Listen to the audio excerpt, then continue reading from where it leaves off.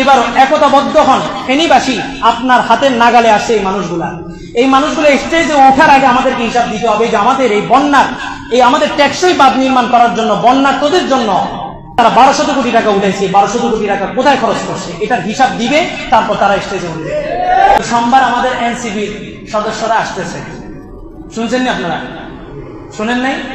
এনসিবির এই সমন্বয়ক যারা ওই যে 1200 কোটি টাকা উঠেছিল আমাদের, ওনারা আমাদের ফেনীতে আসতেছেন, আমন্ত্রণ, আসেন।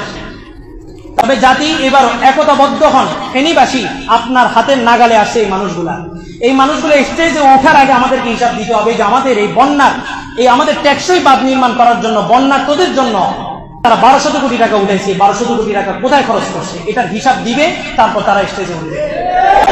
সবাই একতাবদ্ধ হন, সবার জায়গা থেকে আসো, ওয়েলকাম।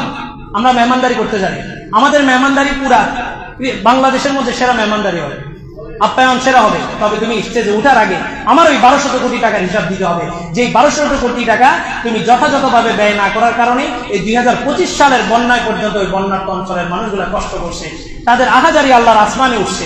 ওই আহাজারি যদি ওই মানুষগুলোর উপরে পড়ে, এই শহরের অধিবাসীগুলোর উপরে পড়বে। আমরা কি করছিলাম? আমরা তো প্রত্যেকে নিস্তালা থেকে উপরে তারা উঠে গেছি।